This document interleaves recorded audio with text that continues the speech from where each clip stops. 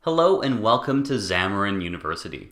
My name is Adrian Stevens, and I'll be your instructor for this recording of WP220. And in this course, we're going to talk about publishing Windows Phone applications. Now, before we get started, I'd like to take a moment to talk about where you can go to ask questions after you've watched this presentation. Now, as a Xamarin University student, you have exclusive access to the Xamarin University forums, and they are an excellent way to access the experts here at XamU. And if you have a deeper question or you just like to talk to someone one-on-one, you can always book one-on-one instructor time using the office hours link in the schedule section of the Xamarin University website. We have a couple of objectives today. First, we're going to see how to prepare a Windows Phone application for publishing, and then we'll look at the specific steps for submitting an application to the Windows Marketplace. And as a first step, let's talk about how to prepare your Windows Phone app for publishing. And with that, just some of those extra steps you need to do beyond just coding your application. And we can break this down to 3 big steps. So first, you should make sure you're using the correct build settings, and it turns out for Windows Phone this is actually pretty straightforward. Second, you want to fill in all of the application metadata into the app manifest. This includes things like the name and the version number. And third, you want to ensure that you've included all the relevant visual assets. So these are your icons and your splash screens. Now, as a Windows Phone and really as a Xamarin developer, it's important to understand the different Windows Phone APIs, and this is often a point of confusion.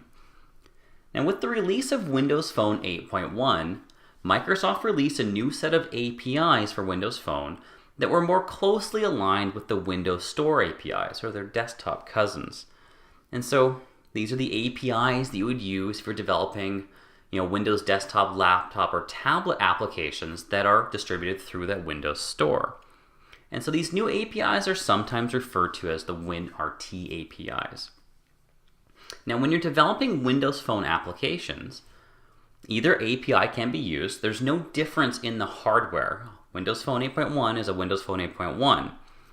And so, as a Windows Phone developer, you can use either the Silverlight Windows Phone templates or the Windows Phone Store templates, i.e. those RT templates. And both are compatible with every phone running Windows Phone 8.1. Now, this is important to know because the Xamarin Forms templates create Windows Phone 8 Silverlight projects. So if you're referencing Microsoft documentation when working on a Xamarin Forms application, make sure you're looking at the documentation for the Silverlight APIs. Now, Xamarin does also have NuGet packages for that WinRT Windows Store API as well, and Windows 10 support is coming soon. But since the current templates are targeting the Silverlight variants, that's what we're going to focus on today. So now I'm going to switch over to an existing Windows Phone application and demonstrate these steps that you're going to take when preparing your application for publishing. So I've switched over to Visual Studio and I've opened up a Xamarin Forms application. And you might be familiar with this code from other XamU classes. This is Tasky Pro. And we're going to specifically focus on the Windows Phone 8 Silverlight Head project and get it ready for publishing to the Windows Store. So right away, let's change our build target to release. And the first thing I want to do is right-click on the project, select Properties, and we're going to start with the assembly information. So let's push this button. This is our application metadata, and we see we have some room for improvement here. Let's change this to Tasky Pro, and we'll mention our company. And we've got a copyright in here and an adequate date. This all looks pretty good to me. Next, let's go to our Build tab. Now, if you've looked at publishing on iOS or Android, you know there's a lot of things we can adjust and change to improve performance on those platforms. Turns out on Windows Phone, we don't really have many options, and that's actually a really good thing. Microsoft's done a really great job with the build process for Windows Phone. And there's really only one thing to set, and it is enabled by default, and this is this optimized code checkmark. So I want to show you if I change to debug, this is turned off on debug builds by default and enabled on release builds. And optimized code analyzes your code and attempts to find more efficient, more optimized ways of doing the things you're trying to accomplish in your application. And ideally, it will both improve performance and reduce memory usage. I always recommend leaving this on. Why wouldn't you want improved performance? I've never had a case where this has ever caused problems, but you should be aware of it. If you ever see really strange behavior in release builds, you might want to check this feature. But again, I've never seen it cause a problem. So we can save this. And if we head to properties, I just want to show you that the application assembly information is saved in your assembly info.cs file. And we can see those changes are reflected here. Let's close this down. Next, let's open up the WM app manifest. And this does a number of things. And we'll walk through these tabs briefly. And we're going to start with the application UI tab. And this really defines how your application appears on the device. So it dictates the title and the icons, the images that are presented to the user when it's installed. And we see right away we've got a bit of a problem here. We can improve our display name. Let's set this to Tasky Pro. And description is not mandatory. It's not a bad idea to fill that in, but you can leave it blank. Now next we have the application icon. This is the icon that's used when the users are browsing the list of all the installed applications. So that big alphabetical A to Z list. We use a single resource here. It's recommended to be a 300 by 300 pixel PNG. And the Windows Phone platform does a really great job of scaling this image. So for the different places it's used on the device, or even across different screen resolutions for different devices, that single asset is just fine. Now the lower section is for the tiles. And the tiles are when you pin your application to the start screen. And you can see here you can set a separate tile title, and it is valid to delete it as well if you have enough information on the image. We'll also put Tasky Pro here. And then we'll set our tile images.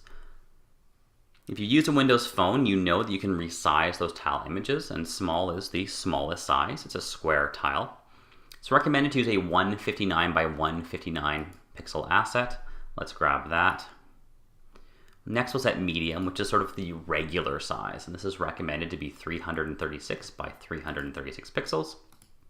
And optionally you can have a large tile, and that's the wide tile. Not always required, but if you want to include that, just check support for large tiles, and then we're going to add an asset that's almost double the size of the medium. It's actually 691 pixels wide, but the same height, 336. So let's add that in. And there, we're all set for our visual assets. We'll take a look at these other tabs while we're here as well. Now, capabilities you would have most likely already set. You would have need to enable these during your testing process. So there shouldn't be any changes needed here, but keep in mind this is where you enable things like microphone support, networking, all those great features. Now, another thing you might want to look at that you may have overlooked during development is the requirements section. So if you're relying on things like a camera or NFC, maybe even the gyroscope, you can check those off, and this will make sure your app is only available to devices that have that required hardware. An easy thing to overlook during testing. Make sure you view this, and there's nothing that you should be checking off here.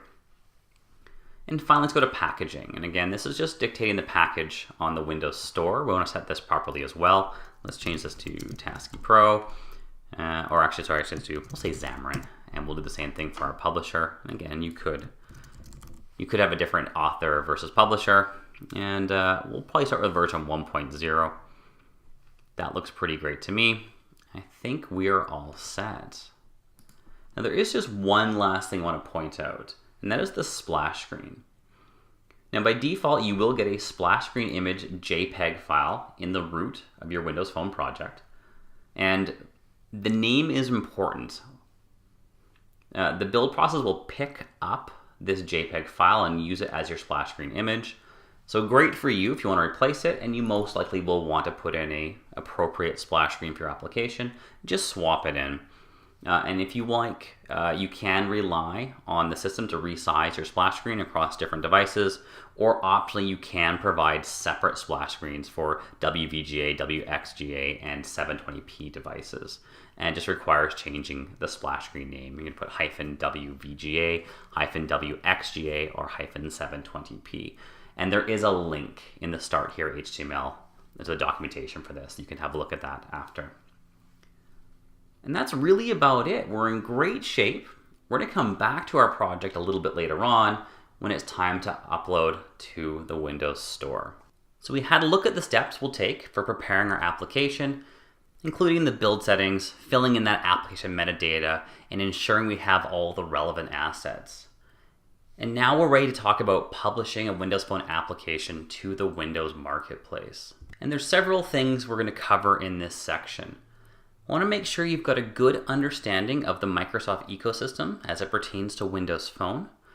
We're going to talk about testing our application, both using some testing tools provided by Microsoft and getting your application into the hands of beta testers. Then, of course, we're going to see the steps required to actually submit our app to the Windows Marketplace. And then we'll wrap up our conversation today by talking about enterprise publishing. So to get started, you're going to want to log into dev.windows.com. And this is really your one-stop shop for application submissions.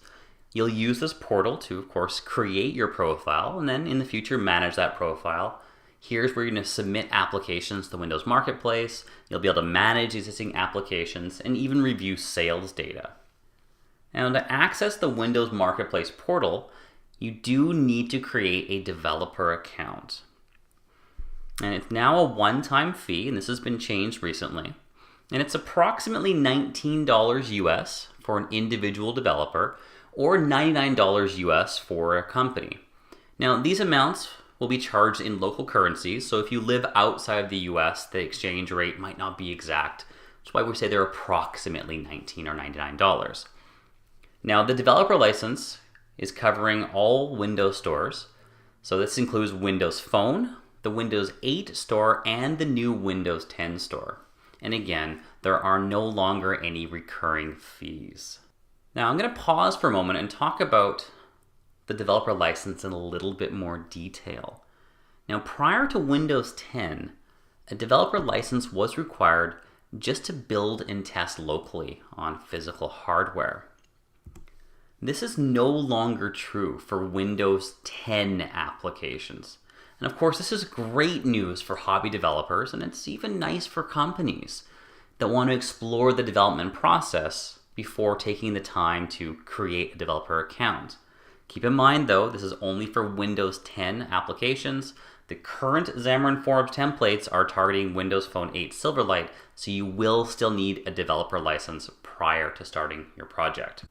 Okay, let's get in the mindset now of publishing to the Windows Marketplace. And with that, we want to make sure we're aware of the Windows Store policies. So Windows Phone applications, much like iOS applications, and now even like Android applications, are hand tested before they're allowed to appear on Microsoft stores. Now, the certification requirements aren't quite as strict as Apple's, but you still need to be aware of the requirements and the guidelines. Microsoft has both content policies as well as technical requirements that must be met in order to be eligible to appear on the store. Now, most of the technical requirements just involve properly supporting the Windows Phone hardware. This means responding to lifecycle events and making sure your application is stable. And a carefully architected and carefully tested application should have no problems passing the testing process. But with that, you should still read the Windows Store policies, especially for content guidelines. And I highly recommend you check out the link you see here on the slide. This is also listed in the Start Here HTML for this class. Now, before you unleash your amazing new application onto the public, you want to make sure it's well tested. And as fantastic as you are at developing applications, you're probably not the right person to do the testing. And that's where our beta testers come in. Now, as Windows Phone developers, we have a couple of options. We can do beta publication, And this allows you to have your application installed on up to 10,000 devices. And this is done by email invitation. This gives you excellent control over who's able to install your application, and only users that are specifically invited via email are able to install your application. We can also use what we call targeted app distribution. Now this is interesting. This is where you're going to submit your application to the marketplace, but it's going to be hidden from public searches. So the only way to reach your application is to use the deep link URL. You'll then of course be able to submit that URL to your beta testers, and they'll be able to install your application from the marketplace. And in this way you can have really unlimited beta testers. A couple of things to keep in mind. One, if your beta testers are excited about your application, they could pass around that URL, and you won't really have the same level of control as to who's able to test your application. And two, your app will go through the marketplace testing process, so it's going to have to be in pretty good shape in order to use this technique. But it can be a great way to do a bit of additional testing and even test the mechanism of downloading it from the store before having the general public start consuming your application. Now there's a lot of different types of tests you can run when you're developing an application. But as a Windows Phone developer, there's one that is absolutely essential, and that is to run the Windows App Certification Kit. Now this has been around for a number of years, and it's actually been through several names. So you may have seen it as the Windows Phone Test Kit or even the Marketplace Test Kit. And this is a tool that will test your application, and this should probably be the last thing you do before submitting your app to the store. And it's a suite of automated tests, and you must pass these for your app to be accepted and published to the Windows Marketplace. And it's going to check for some basic compliance, like branding. You've included your icons, your tile images. You're not using any unsupported APIs. And just checking for some basic compliance with the App Store. Now, this is not going to guarantee that your app will pass when it's submitted to live testing, but the testers will use this kit as it is. So if you fail it locally, you will absolutely fail it if you submit your application. Okay, you've tested your application, you know it's amazing. It's time to start thinking about actually making that submission. And with that, we need to build our application. And this is actually a point of confusion among some developers. So if you're using the Windows Phone templates that target Windows Store or Windows RT, you use the Store menu in Visual Studio.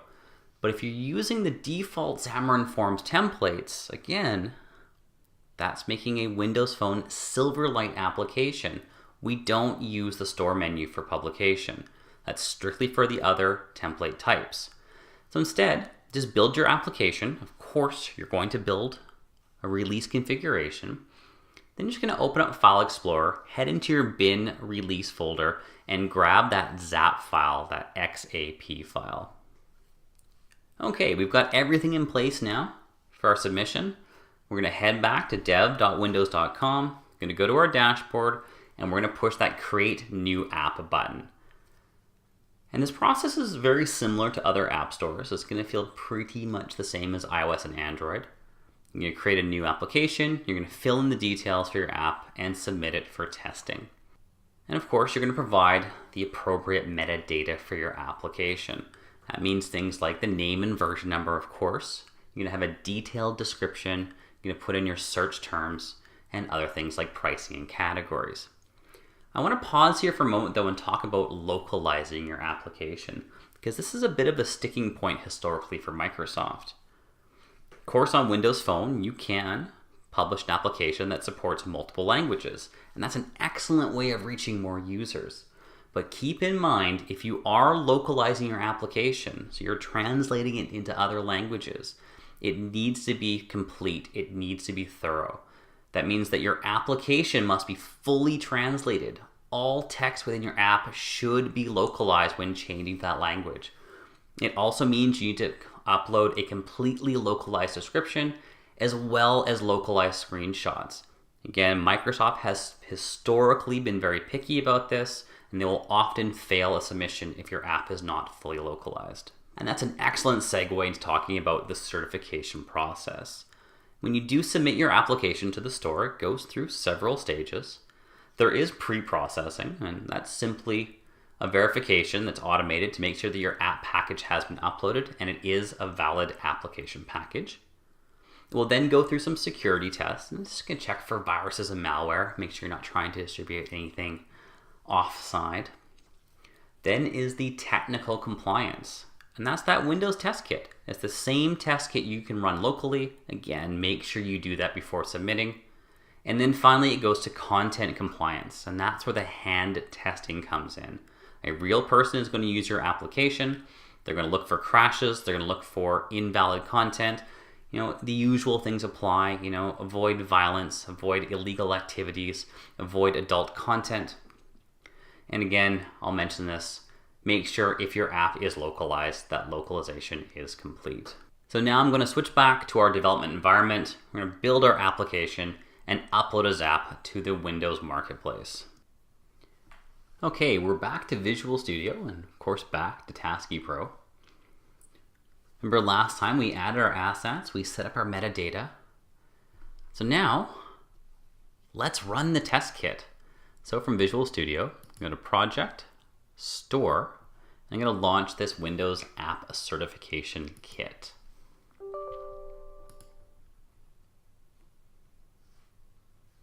And you'll see it's a mostly automated process.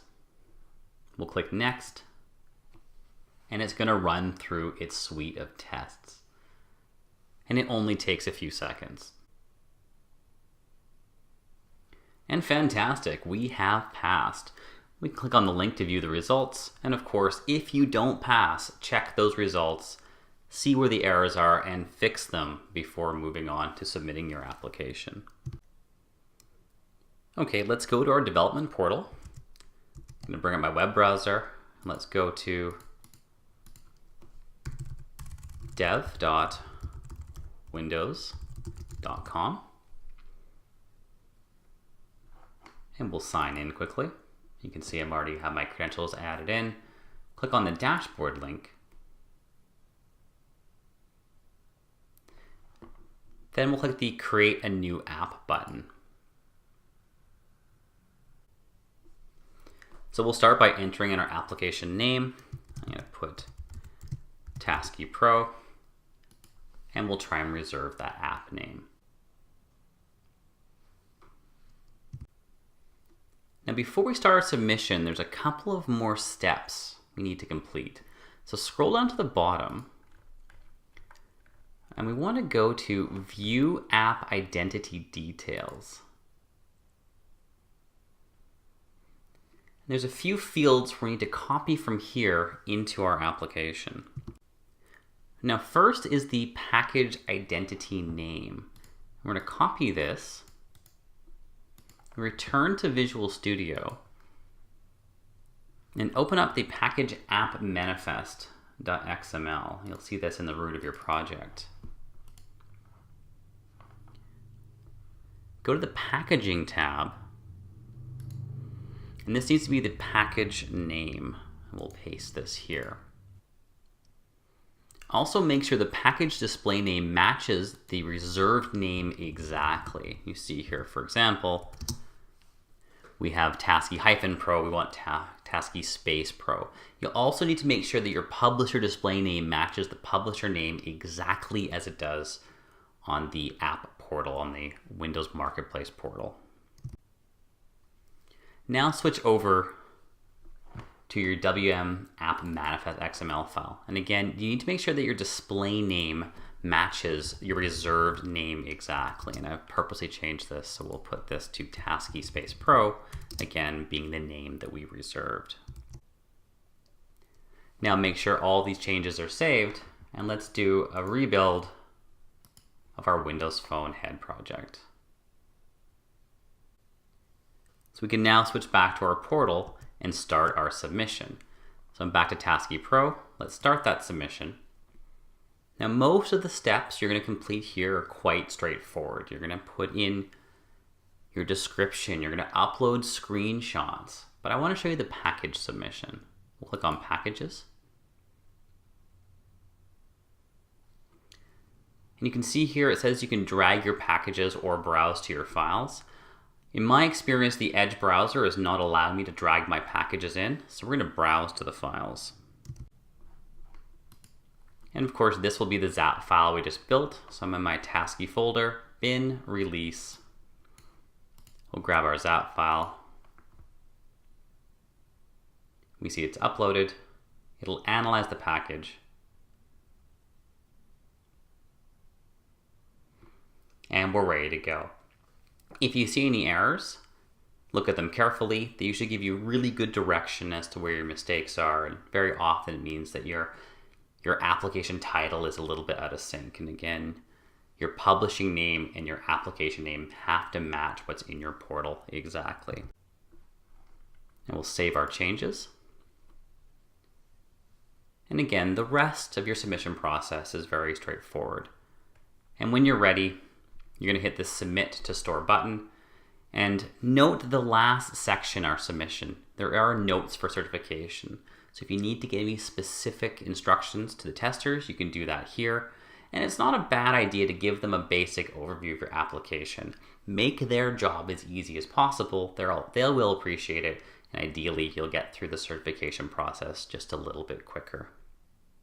And before we wrap things up, I'd like to have a brief discussion about enterprise deployment. Now, like iOS applications, you can sign a Windows Phone app for enterprise distribution. You'll do this using a certificate generated by Microsoft, and this is going to allow your app to be installed on any device. Now, Microsoft also supports the creation of a company hub, and this will be for internal app discovery. And this is, of course, so employees can browse to the company hub and find internal applications relevant to their company, and they'll be able to pull those down and install them onto their Windows phones. Now, there is no GUI tooling around this in Visual Studio. It's required you to build the Zap by hand using the command line tools, and you'll sign it as part of that process. We covered a lot of ground in that section, but we now have a good understanding of the Microsoft Marketplace ecosystem. We know how to get our application into the hands of beta testers. We know how to use tooling to validate our application, and we know the steps required to get our application onto the Windows Marketplace. Thank you very much for watching this video on Windows Phone Application Publishing. Remember, if you have questions, to make use of the Xamarin University forums or schedule some one-on-one time using the office sessions. Again, my name is Adrian Stevens, and I hope to see you in a live class very soon.